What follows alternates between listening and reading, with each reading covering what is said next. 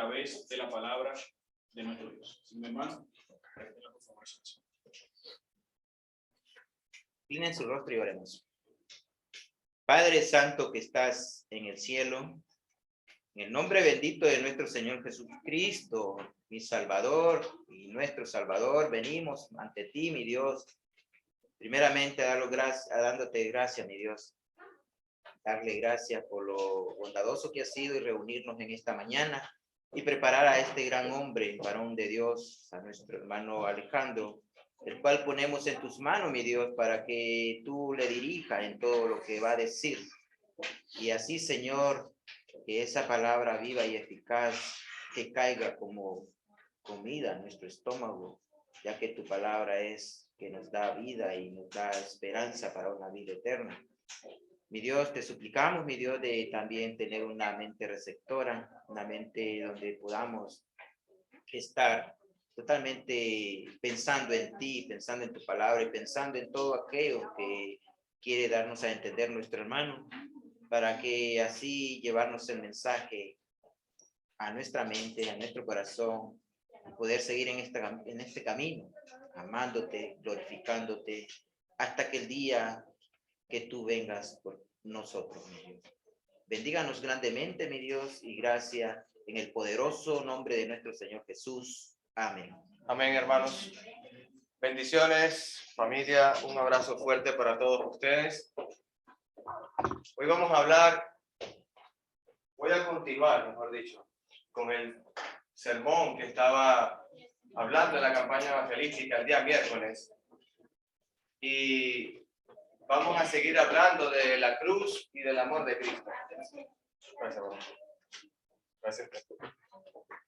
Primera de Corintios 1:18 se los leo. Estoy utilizando nueva traducción viviente. 913 por allá, por aquella esquina, aparte. Dice la palabra: el mensaje de la cruz es una ridiculez para los que van rumbo a la destrucción. Pero nosotros que vamos al camino de la salvación, sabemos que es el poder mismo de Dios. Yo quiero hacer una pequeña reflexión antes de entrar. En Extremadura, en esta nación de España, Mérida, Extremadura, en el sur, existe ese anfiteatro. Es un anfiteatro romano. ¿Qué se hacía en un anfiteatro? ¿Por qué estoy hablando de esto? Porque los creadores o los que utilizaron la cruz para instrumento de muerte fueron los romanos. Allí se concentraba el gobierno de Roma aquí en España, y ellos allí utilizaban ese lugar para decir sus palabras, para argumentar leyes, para hacer cualquier distracción a los romanos de ese entonces, y allí pasaron muchos hermanos, pero no a disfrutar. Ahí pasaron muchos hermanos a morir, y quizás muchos hermanos pasaron por allí negando una fe falsa a Roma y proclamando una fe victoriosa en Cristo Jesús. Y ahí fueron ridiculizados. Mérida, Extremadura, nos va a dar a conocer, me acuerdo, estoy hablando porque me hiciste a pensar ayer cuando estuviste en Atenas, Luis, de lo que vio Pablo, y ahora ese es el gran templo de la gran diosa Diana de los Efesios, representado aquí en Paseo Extremadura. Y yo cuando estaba allí, mi mente decía, ¿cómo estuvo el apóstol Pablo para decir a los plateros y sus artífices y todos sus templencillos de Diana que hacían negocios y dinero con ellos para que no siguieran adorando tal cosa? Pero siguen pie, hermano. Es historia. Eso existe. Incluso aquí muy cerca, en Segovia, hay un acueducto. Nosotros fuimos. Hay un acueducto maravilloso, hermoso. Pero ese acueducto, aparte de unas bellas fotos que salen, y aparte de una arquitectura impresionante, una obra de ingeniería magnífica, me hace acordar que eso es Roma. Me hace acordar que ese es el imperio que utilizó la cruz para matar personas. Y también, si me voy un poco antes, Alejandro Magno también lo hizo. Recientemente, hay una empresa que se llama Avilión de Arqueología, se encarga de ese trabajo, de buscar toda la historia mundial y han encontrado a una persona que era un esclavo enterrado de casi 1900 años según el análisis de ADN. ¿Saben qué encontraron en esta tumba? Aparte de sus restos, en los tobillos habían clavos, hermanos. Una muestra de cómo era el terrible imperio de Roma y atravesaba los huesos, atravesaba a las personas en una cruz. Hay muchas cantidades de historia acerca de esto. La historia a mí me encanta y es bueno saberla, porque si no fuese por las ruinas de Babilonia, yo no podría imaginarme lo que hizo Nabucodonosor. Si no fuera por la historia de Egipto con Alejandría, no podría sentir lo que me plasmaba el profeta Daniel cuando hablaba del imperio de Alejandro Magno con su imperio griego. Y ahora viendo España, viviendo aquí en esta ciudad, que paseo por Segovia, luego paseo por Extremadura y veo a Roma, la que mató al Señor. Veo a Roma, la que mató al Señor. Pero ¿sabes otra cosa? Esa cruz creada por los romanos, instrumento de muerte, no es algo religioso. La cruz yo no la voy a cargar encima porque es como si yo cargase otro instrumento de muerte. Puede ser el cepo o que cargase yo encima un dibujo de una guillotina. Imagínate cargar encima un instrumento de muerte. Jesús cargó esa cruz, no por otro motivo, sino para ser clavado y muerto en una cruz. Porque maldito aquel que es clavado en un madero. Acompáñame conmigo en Salmos 22. Salmos 22. Y así empezamos. La cruz de Cristo. El día miércoles estuve conversando de esto. Me parece idóneo seguir hablando acerca de la cruz y del amor de Dios. Salmo 22, verso 1, dice la palabra: Dios mío, ¿por qué me has abandonado? ¿Por qué estás tan lejos cuando gimo por tu ayuda?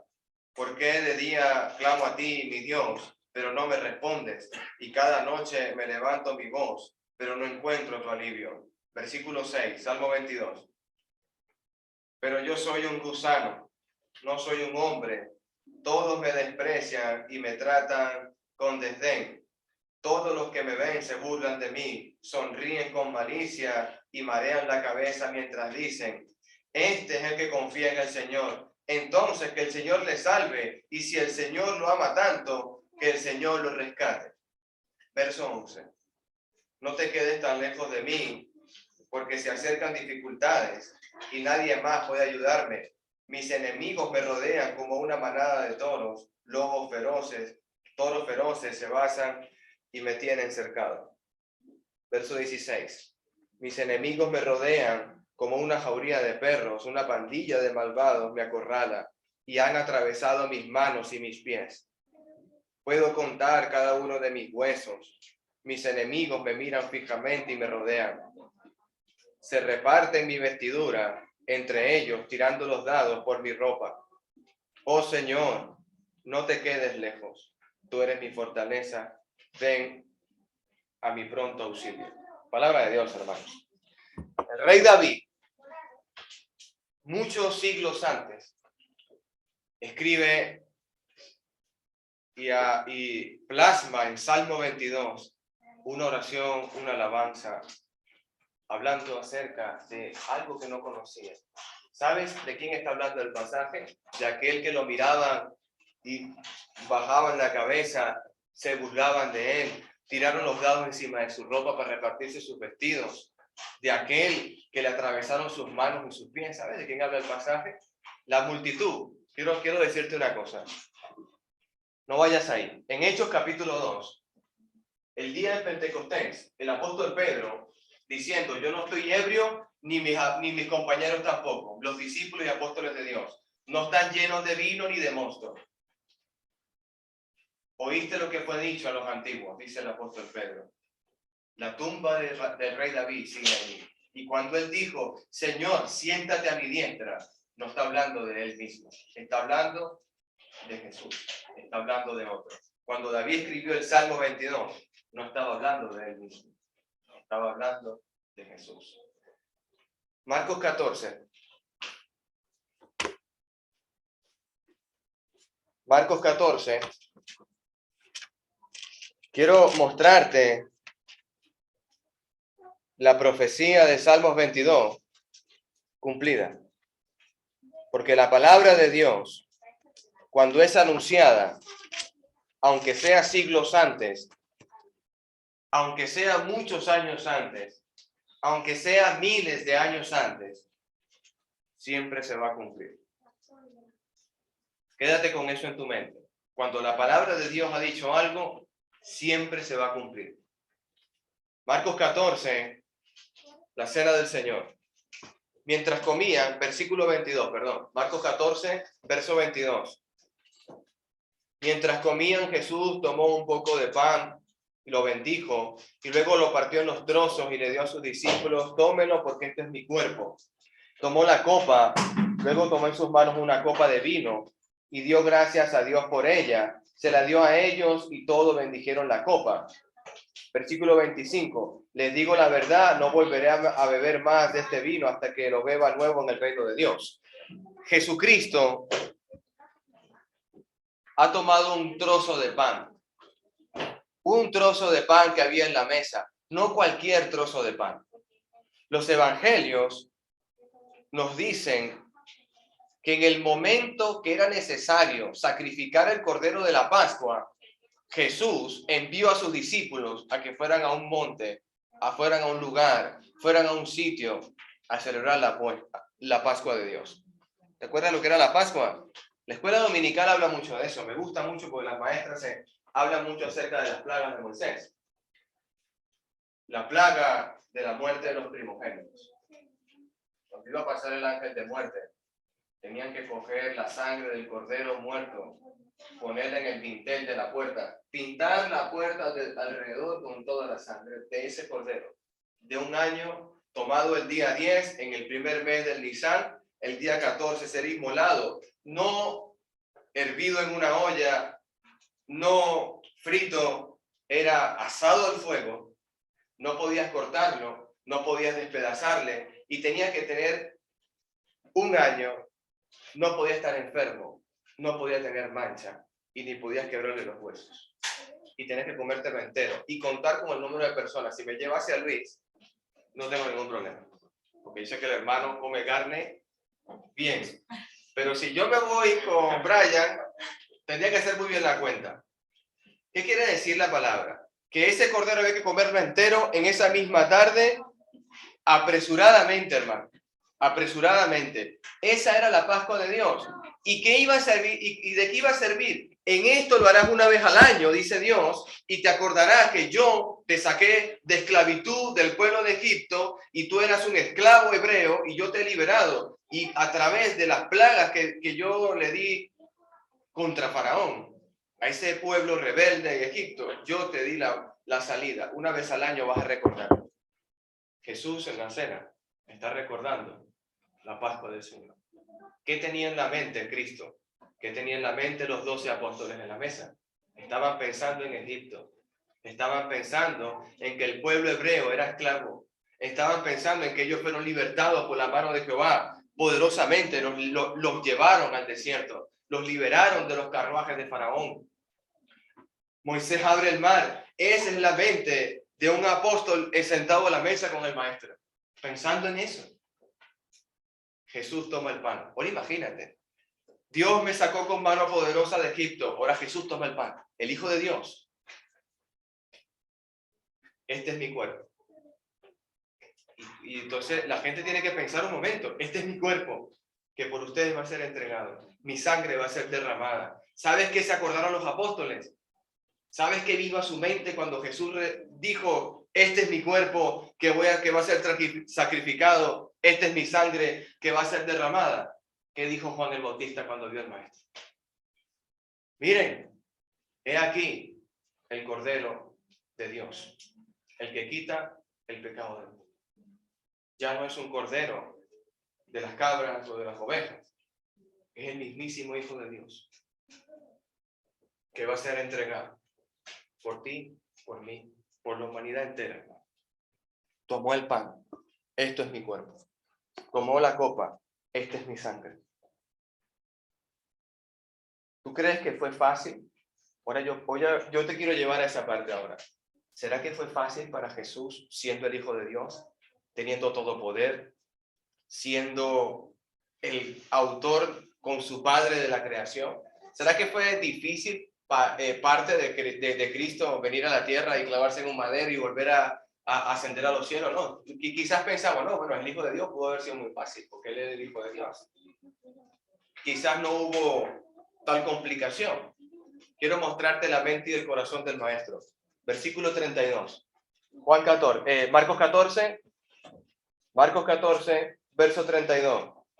Fueron al huerto de los olivos llamado Getsemaní, y Jesús dijo, siéntense aquí mientras yo voy a orar. Verso 33. Se llevó a Pedro, a Santiago y a Juan, o Pedro, Jacobo y Juan, y comenzó a afligirse y a angustiarse profundamente. ¿Usted ha sentido aflicción profunda y se ha angustiado profundamente? ¿Usted no ha llegado a una noche que tiene tanta angustia, tanto problema, que hasta lo somatiza en su cuerpo y empieza a dolerle hasta la cabeza y el estómago? ¿No le ha pasado que tiene tanto estrés laboral, tantos problemas X, financieros, económicos, familiares, llámalo como lo llames, y no consigues dormir? Y tu cerebro no te deja, tu mente no te deja, de tanto que estás analizando y viendo cómo salir de la situación. ¿Sabes qué está en la mente de Cristo? Hay un gran problema. Ya sabemos que está afligido y angustiado profundamente. La profundidad la conoces tú también. Verso 34. Añade algo más. Y les dijo, mi alma está destrozada de tanta tristeza hasta el punto de la muerte. Quédense aquí y velen conmigo. Yo he sentido un dolor, y creo que ustedes también, cuando un familiar muere, muy cercano, sea mamá, sea papá, hermano en sangre, primo. Yo puedo decir que mi alma está destrozada, porque lo siento en mi corazón. Veo el sepulcro de la persona que he amado durante tantos años y me imagino a mi abuela, me imagino a mis tíos que han pasado por un sepulcro y mi alma se parte.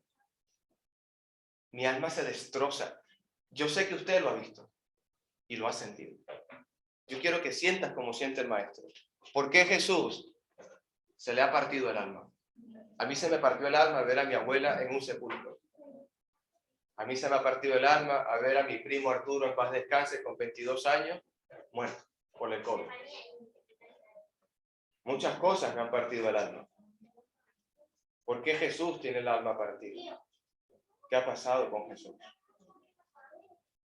Verso 35. Se adelantó un poco más y cayó en tierra. Pidió en oración que si fuera posible pasara de él la horrible hora que le esperaba. ¿Sabes qué le espera a mi Señor Jesús? ¿Sabes quién es este hombre que acompaña a Jesús a llevar el madero? ¿Te acuerdas? Que lo obligaron, no fue voluntario, porque Roma hace las cosas según su sano juicio y voluntad. Y obligaron a aquel que venía. ¿Cómo se llama? ¿Te acuerdas? Simón de Cirene. Lleva la cruz, porque ya Jesús no puede. Lo que le esperaba, una cruz. Verso 36. Abba Padre, clamó. Abba Padre, papito. Papito. Eso significa Abba Padre, con mucho cariño y amor. Yo me acuerdo que yo le decía a mi papá, papito, papi. ¿Usted no le han dicho papi, hermanito? Sus hijos. Mi sobrino, mi sobrina. Papito. Abba Padre. En el suelo Jesucristo, hermano. Imagínatela en el huerto. Jesús tocando su boca, su nariz, su rostro en tierra. Porque está postrado en tierra. Él no estaba orando de rodillas, hermano. Él no estaba orando de pie. Él estaba tirado en la tierra, hermano. Como dice la palabra. Abba, Padre, clamó. Todo es posible para ti, mi Padre. Todo es posible para ti. Te pido que me quites esta copa de sufrimiento de mí. Sin embargo, quiero que se haga tu voluntad y no la mía. Luego volvió y se encontró con los discípulos dormidos y le dijo a Pedro y a Simón, ¿estás dormido? ¿No pudiste velar conmigo ni una hora? Velen y oren para que no ande la tentación, porque el espíritu está dispuesto, pero el cuerpo es débil. Verso 39.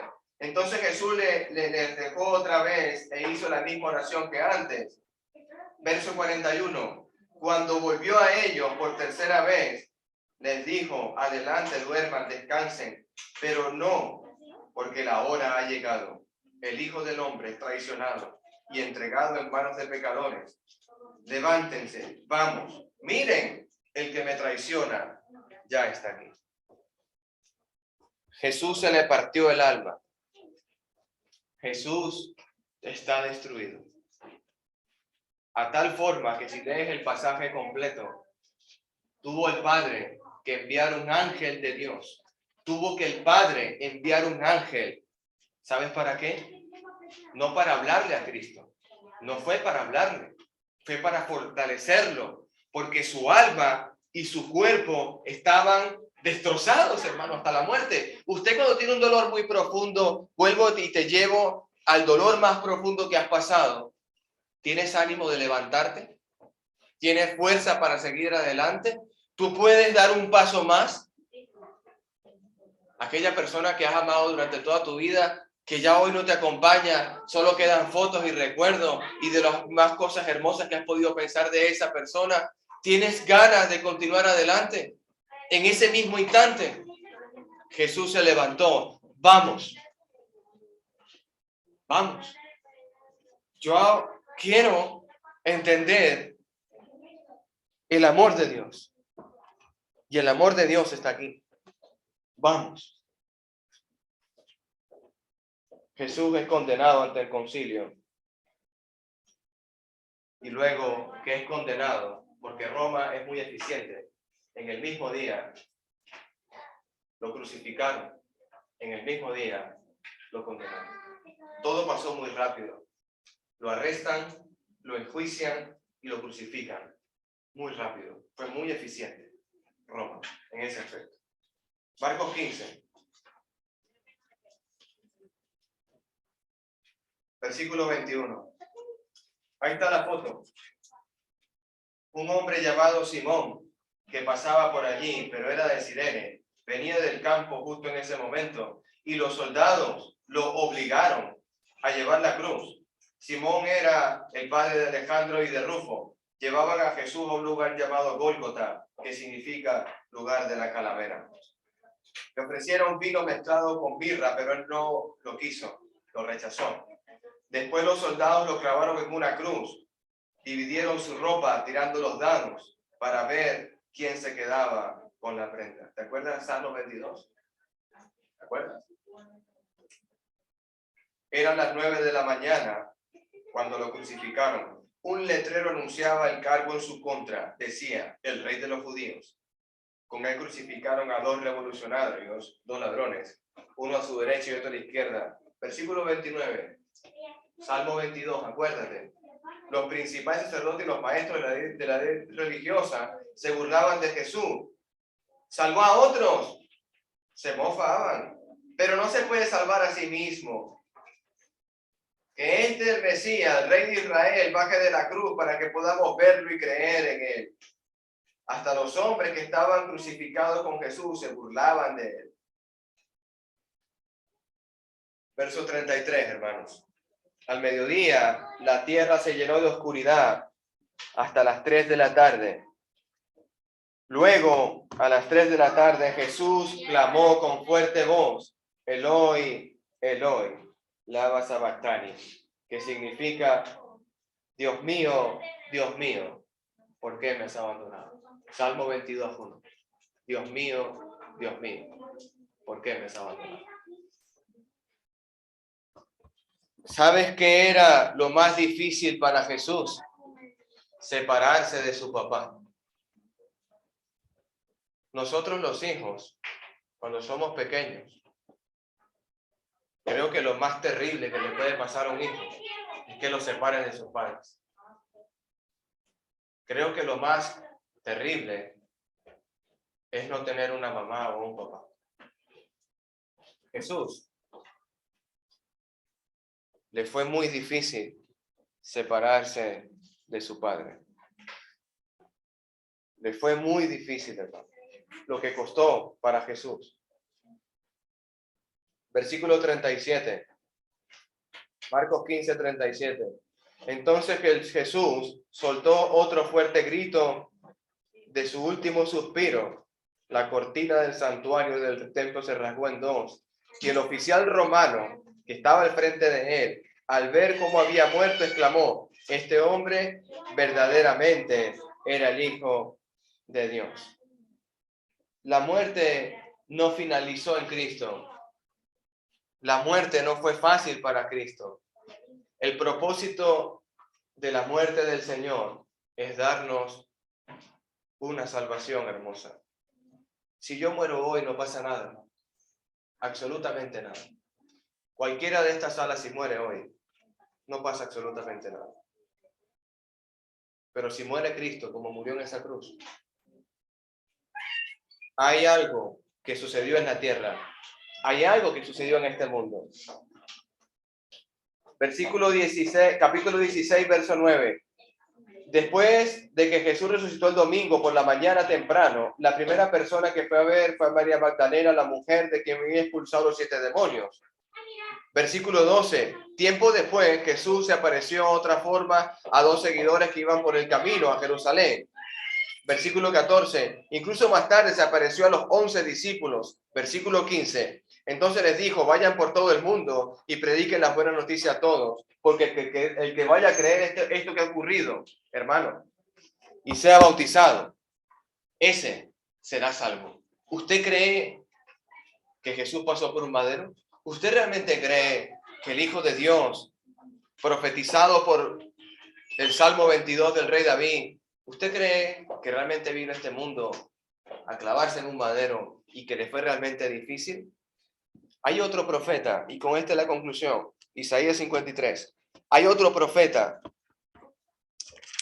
que sí lo habló también y se cumplió. ¿Quién ha creído a nuestro mensaje? Isaías 53.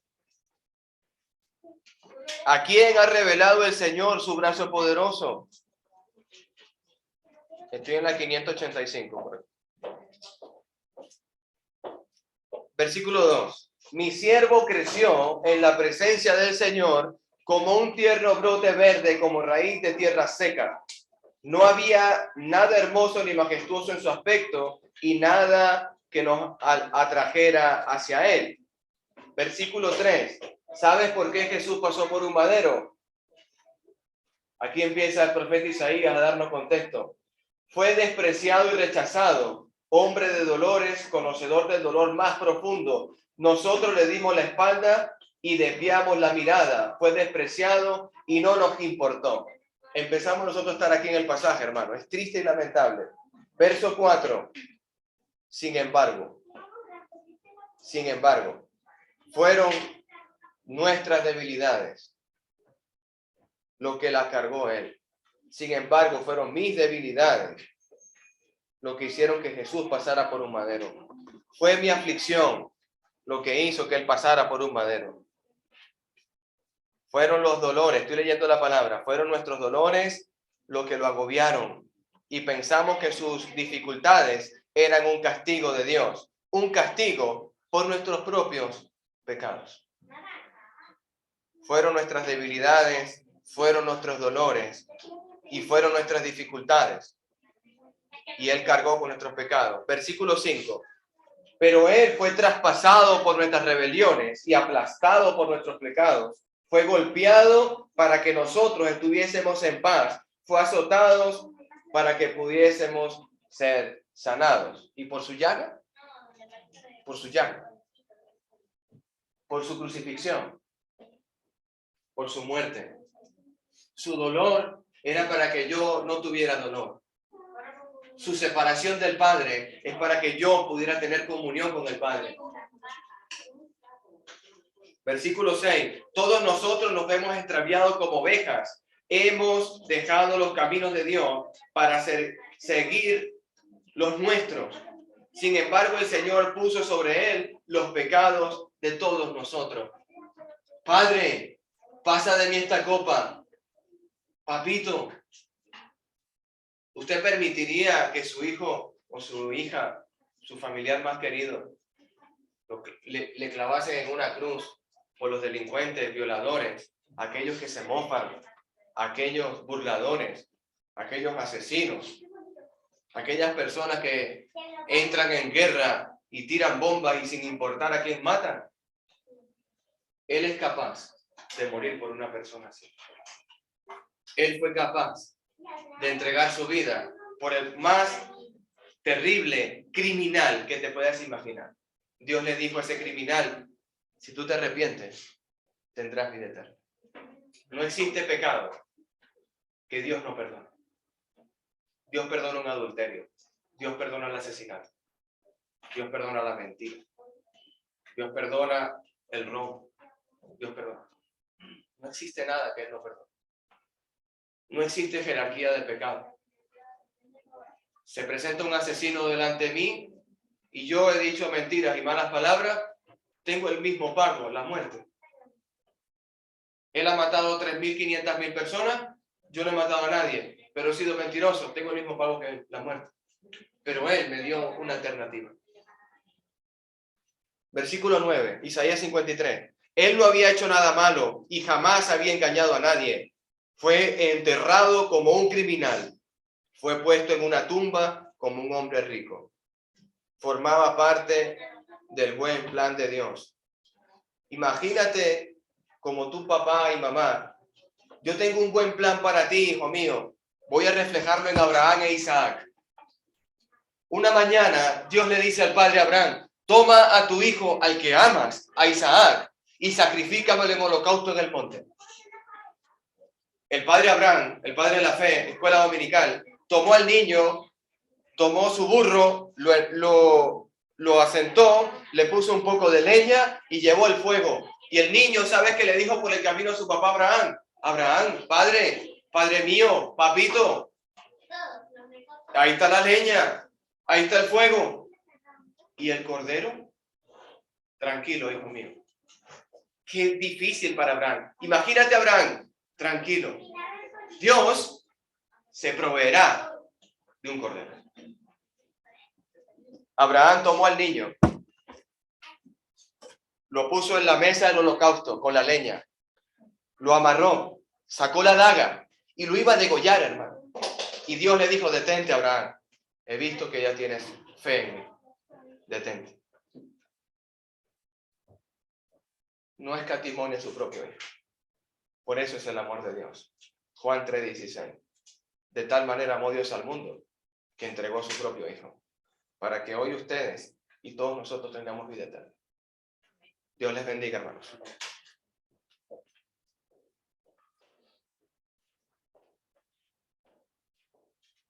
Gracias.